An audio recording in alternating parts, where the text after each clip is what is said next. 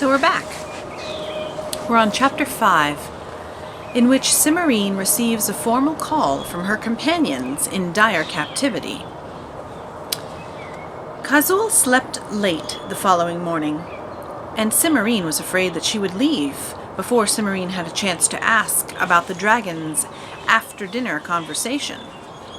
To her relief, Khazul called her in as soon as she was thoroughly awake, and asked Cimarine to bring in the brushes for cleaning her scales. What was that crystal your friend mentioned last night? Cimarine asked, as she laid out the brushes.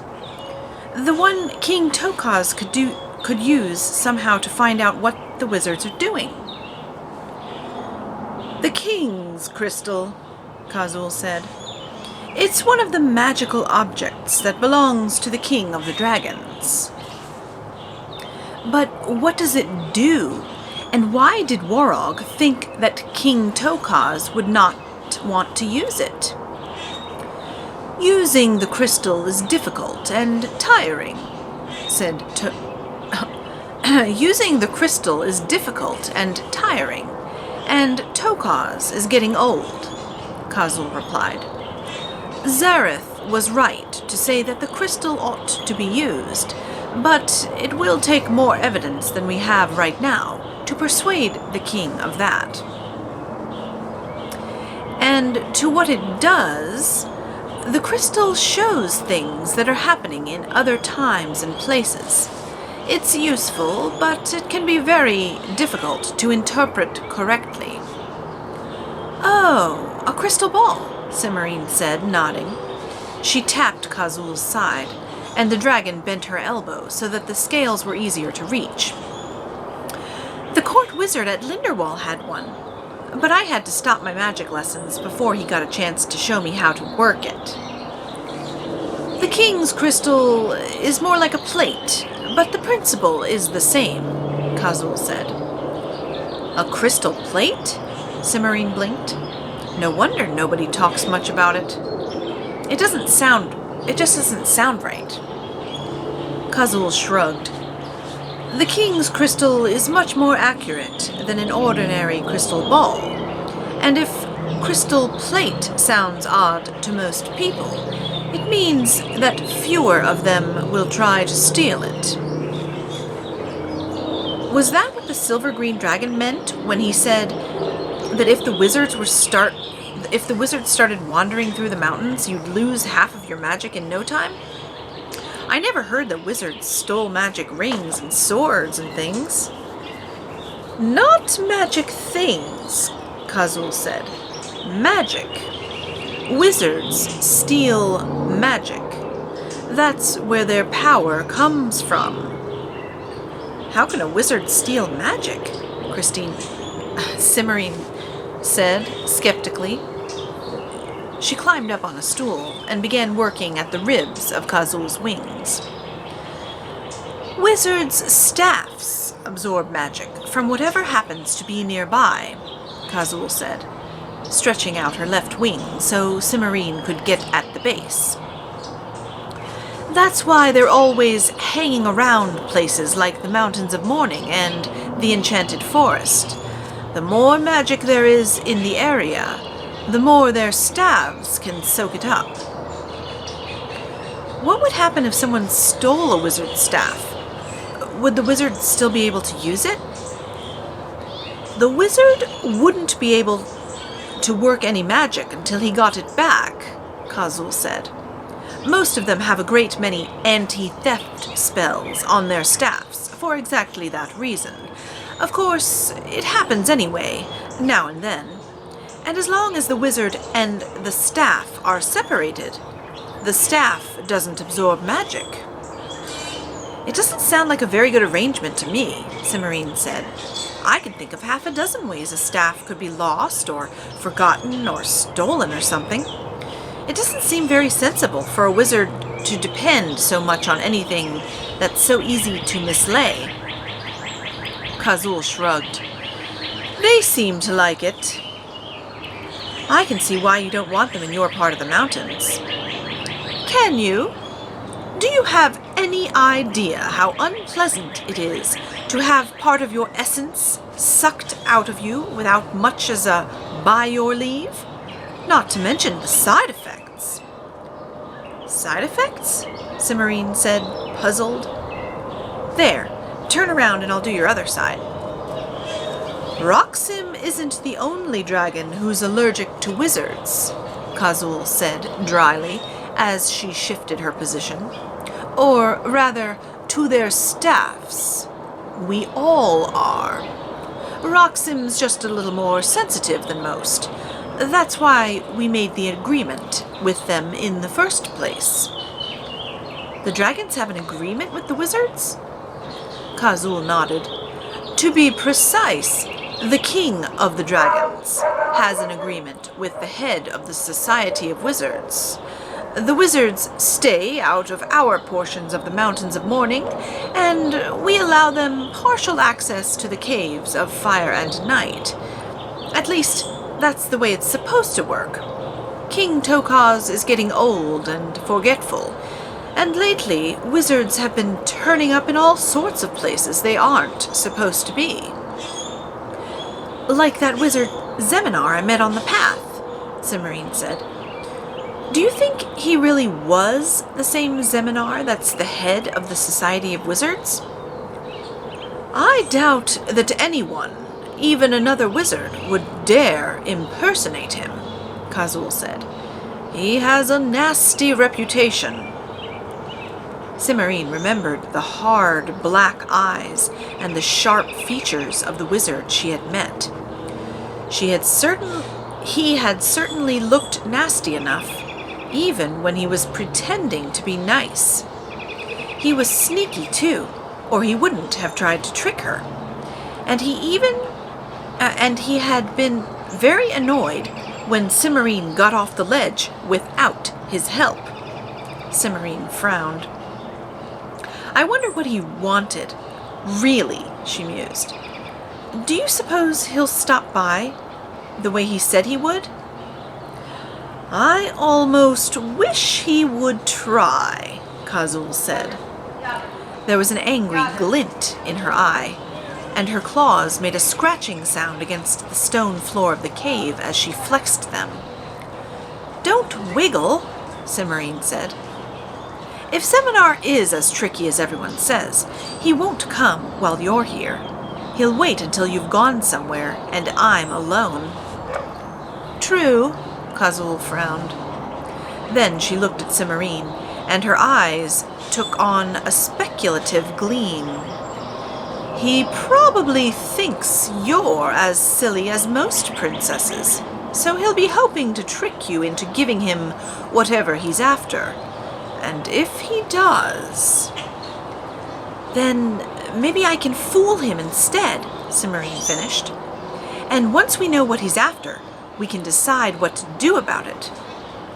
Khazul and Cimarine discussed this idea, while Cimarine finished brushing the dragon's scales.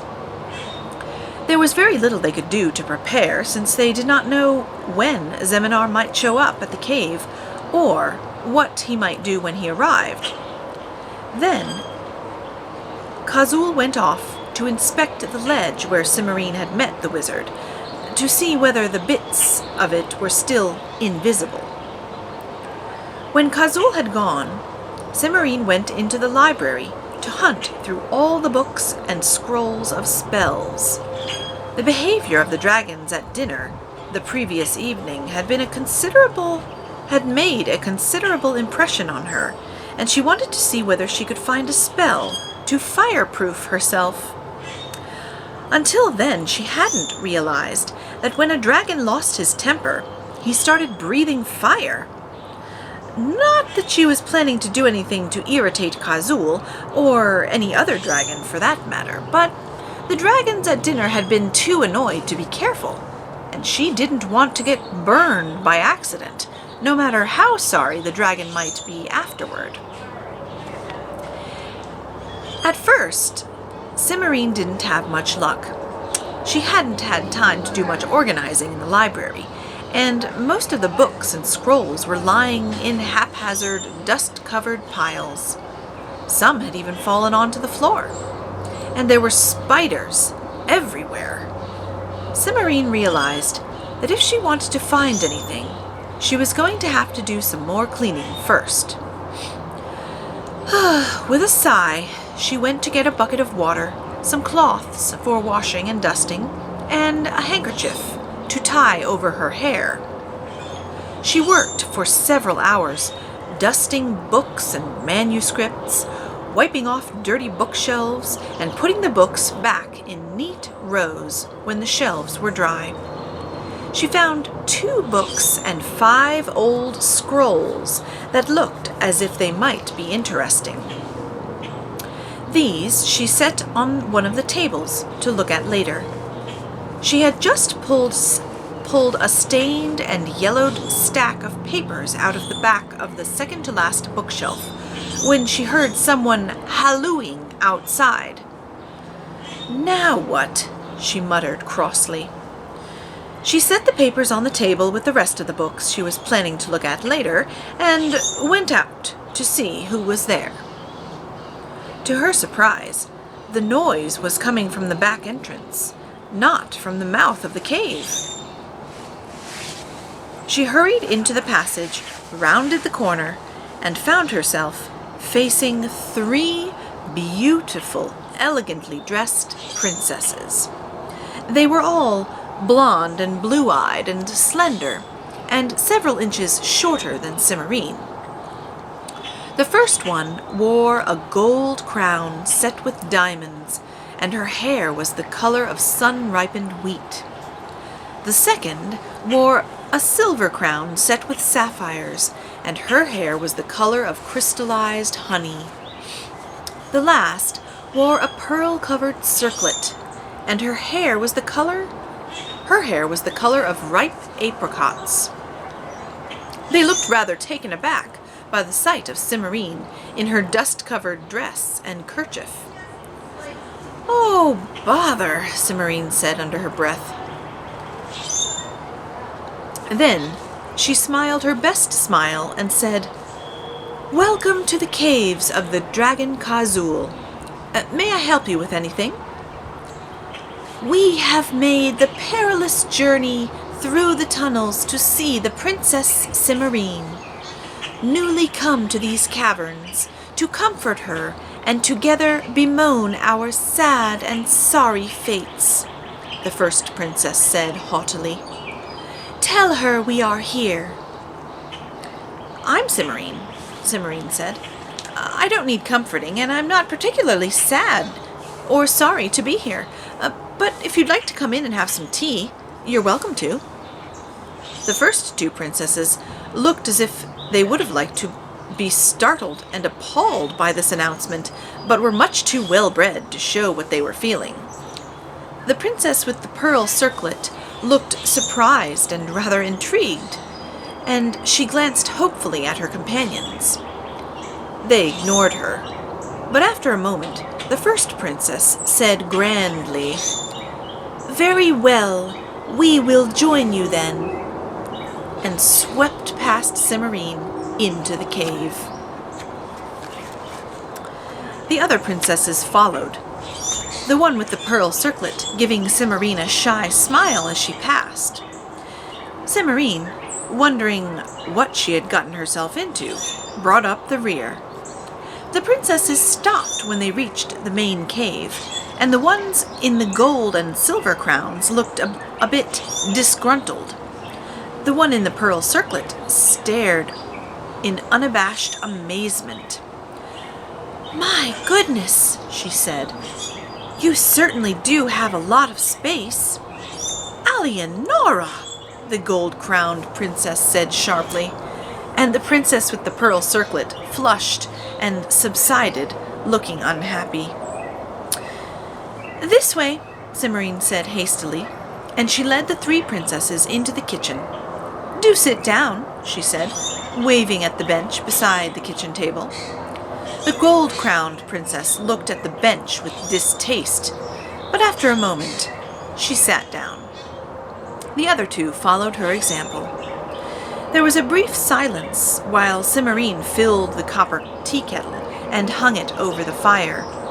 Then the gold-crowned princess said, "I am remiss in my duties, for I have not yet told you who we are. I am the Princess Caradwell of the kingdom of Raxwell, now captive of the dread dragon Gornal. This," she nodded toward the princess in the silver crown, "is the Princess Helena of the kingdom of Porenbuth, now captive of the dread dragon Zareth. And this," she waved at the girl in the pearl circlet, "is the Princess Alienora of the Duchy of Tor-on-Marsh, now prisoner of the dread dragon Warog." "Pleased to meet you," Cimmerian said. "I am Princess Cimmerian of the kingdom of Linderwall, now princess of the dragon Khazul. What sort of tea would you like? I have blackberry, ginger, chamomile, and gunpowder green.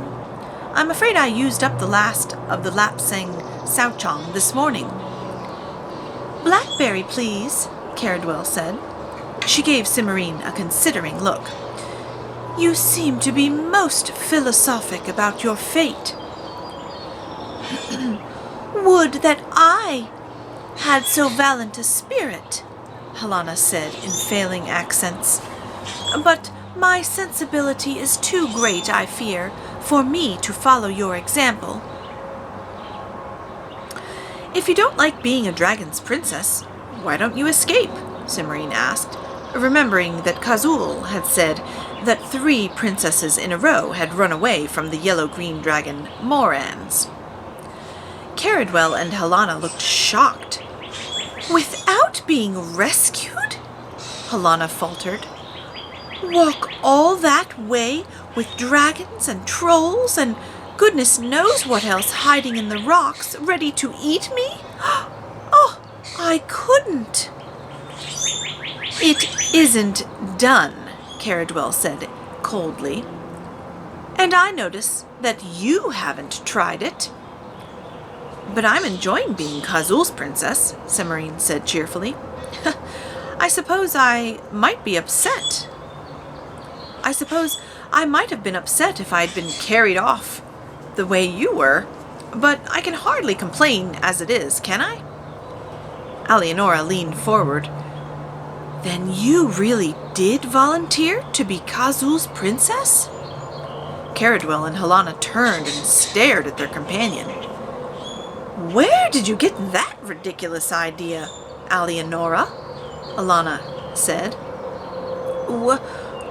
Warog, Alienora faltered. "You must have misunderstood," Caradwell said severely. "No one volunteers to be a dragon's princess. It isn't done."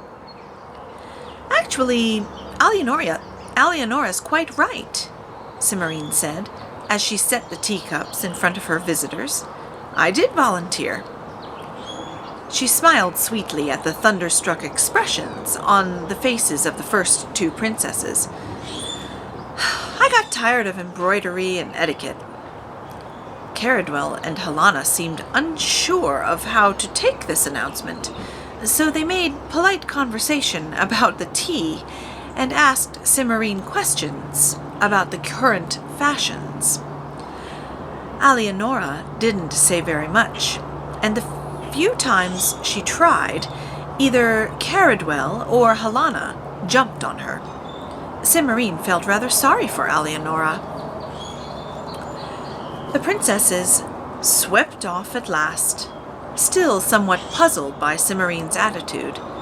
Cimmerian gave a sigh of relief and set about cleaning up the kitchen.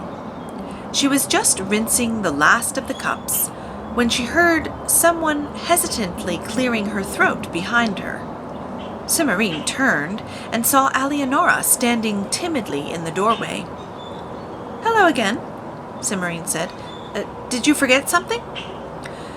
"Not exactly," Alienora said. I mean, I told Caradwell I did, but Actually, I just wanted to get away from them for a while. I hope you don't mind. I don't mind at all, as long as you don't expect more hospitality, Cimarine assured her. I have to get back to work on the library. What are you doing? Alienora asked. She seemed really interested, so Cimarine explained about the fireproofing spell. It sounds like a wonderful idea, Alienora said when Cimarine finished. The dragons are careful around us, but it would be nice not to have to depend on them not to lose their tempers. She hesitated. May I help? I don't think Kazul would mind, Cimarine said, but you'd better change clothes first. The library isn't very clean, I'm afraid. Alienora looked down at her silk gown, which was embroidered heavily with silver and pearls, and giggled. Cimarine took her into the bedroom and found a plain, serviceable cleaning dress in the magic wardrobe. It took 2 tries before the wardrobe figured out that she wanted a dress for someone else, but once it caught on, it provided a splendid selection in Alienora's size. Then they went to the library and got to work. Cleaning was much more enjoyable with Alienora for company. By the time they finished dusting and straightening the last bookcases, the 2 girls were fast friends, and Alienora was comfortable enough to ask Cimarine straight out how it was that she had come to volunteer for a dragon. It's a long story, Cimarine said, but Alienora insisted on hearing it. So Cimarine told her, and then asked how Alienora had happened to be carried off by Warog. To her surprise, Alienora flushed. I think it was the only thing left that they could think of, she said. Not very clearly. My family, I mean. I don't understand, Cimarine said. It's because I'm not a very satisfactory princess, Alienora said. I tried, I really did, but it started when the wicked fairy came to my christening. She put a curse on you? No. She ate cake and ice cream until she nearly burst and danced with my Uncle Arthur until 2 in the morning and had a wonderful time. So she went home without cursing me, and Aunt Ermintrude said that's where the whole problem started.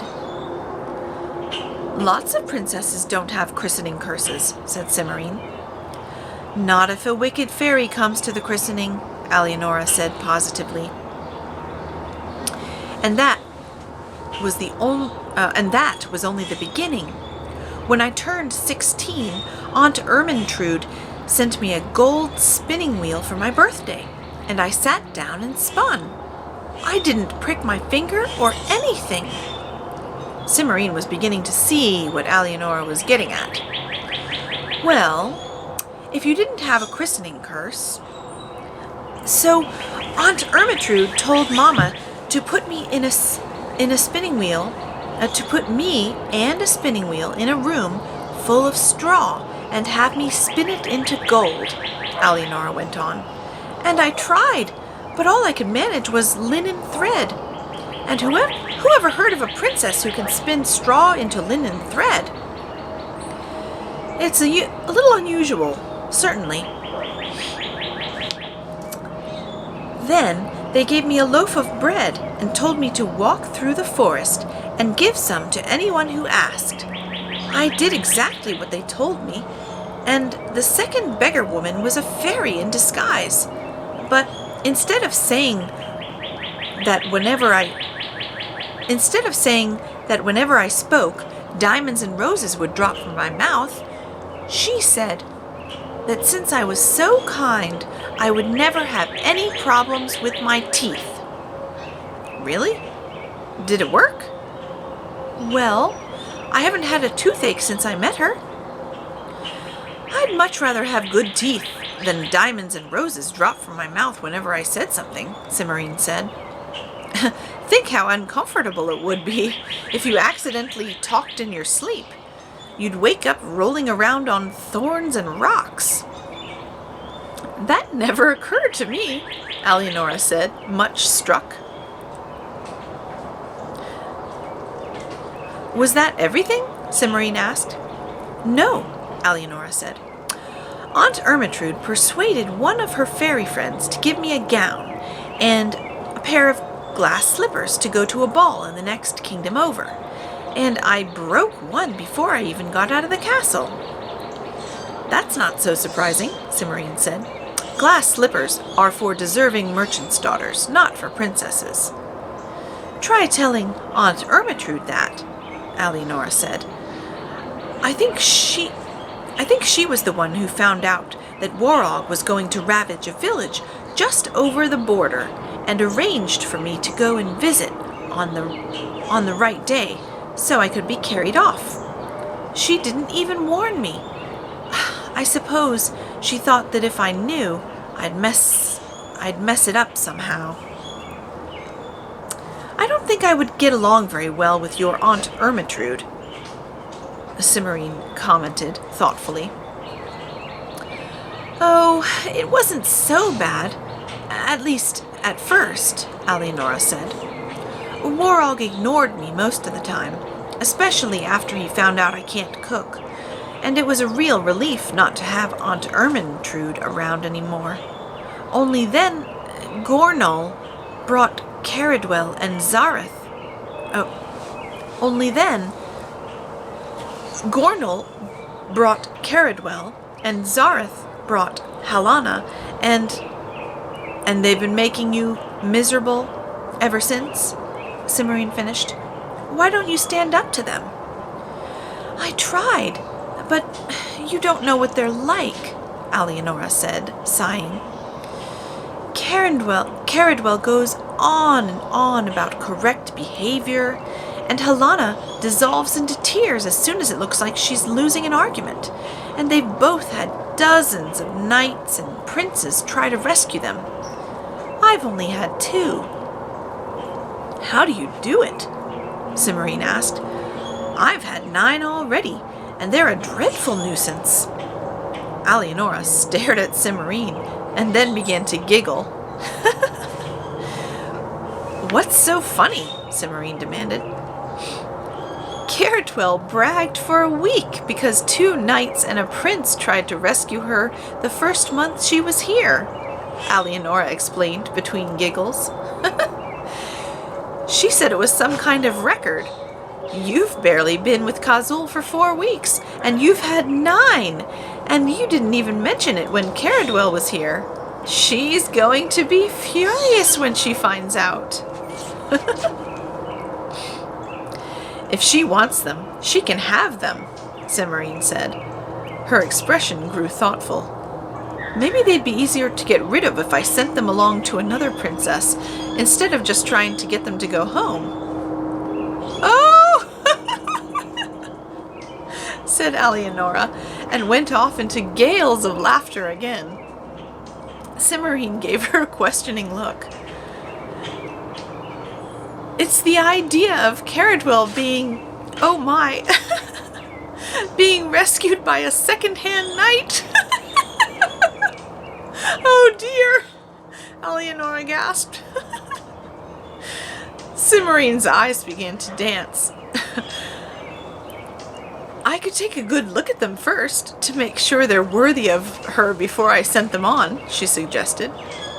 This was too much for either of them, and they both collapsed in laughter. "You wouldn't, really, would you?" You wouldn't really, would you?" Alienora said when she began to recover. "Send the knights to rescue someone else? I certainly would," Cimarine said emphatically. "I meant it when I said they were a nuisance. I wouldn't want to upset Caradwell, though. I'll have to think about the best way of handling it. It's a good thing there probably won't be any more of them for a few weeks. I should have plenty of time to figure something out." "How do you know that?" Alienora asked. Cimarine explained about the sign and Theridwell and her sprained ankle. Alienora was impressed and promised to help if she could. "I'll tell Helena that you've twisted your ankle. I know she'll tell the next knight who comes to rescue her, and then it won't matter if your Prince Therendil doesn't tell anybody." This settled, the two girls sat down and began looking through the books and scrolls Cimarine had piled up on the table. Alienora, having been brought up as a proper princess, despite the tiny size of her country, did not read Latin, so Cimarine had to examine those scrolls herself. There was a sizable stack of books left, however, and Alienora waded into them with a will. It was Cimarine, however, who finally found the spell they were searching for. "I think this is it," she said, looking up from an ancient crumpled scroll. "Being a spell for the resisting of heat and flames of all kinds, in particular those which are the product of magical beasts," she read. "Yes, there's a list, and it includes dragons." "I would think dragons would be at the top," Alienora said. "Is it difficult?" "It doesn't look hard," Cimarine said, studying the page. "Some of the ingredients are pretty rare, but it says you only need them for the initial casting. After that, you can reactivate the spell just by throwing a pinch of dried feverfew in the air and reciting a couplet." "That's not bad," Alienora said. She came around the table and peered over Cimarine's shoulder at the faded ink. "Is it Latin?" "No, it's just an ornate style of writing," Cimarine assured her. "It's not hard to read once you get the hang of it. See, there's the couplet. Power of water, wind, and earth, turn the fire back to its birth." "It's a variation on a dragon spell," Cimarine added thoughtfully. "How do you know that?" Alienora asked. "The court wizard at home mentioned it when he was teaching me magic," Cimarine replied, studying the directions. "Then maybe it really will work on dragon fire. Can we get all the ingredients for the initial casting?" "I think so, but it'll take a while," Cimarine said. "I don't have any wolfsbane, and I'm not at all sure about unicorn water. Come on, let's check and see what we need to get." They took the scroll into the kitchen and began hunting through the shelves and supplies. They found more of the ingredients than Cimarine had expected, and she began to wonder whether one of Khazul's previous princesses might have studied magic. They did not, however, find any wolfsbane or unicorn water, nor were they able to locate any white eagle feathers. Alienora discovered a very cobwebby jar labeled powdered hen's teeth, but it was quite empty. Cimarine made a list of the ingredients they still needed, while Alienora changed back into her pearl-embroidered dress. Alienora took a copy of the list and went back to her quarters, much excited to see whether she happened to have anything useful in the dusty, disused corners of her dragon's kitchen. Cimarine doubted that she would find anything, but there was no harm in letting her look. As soon as Alienora left, Cimarine tidied up the kitchen and put all but 2 of the books back on the shelves in the library. One was the scroll of spells in which she had found the fireproofing spell, because she wanted to take a more careful look at some of the other charms and enchantments it described. The other book was a fat volume bound in worn leather with the words Historia Dracorum in cracked and flaking gold leaf on the cover. Cimarine had decided it was time she really got to work on her Latin. Next time, we'll read Chapter 6, in which the wizards do some snooping, and Cimarine snoops back.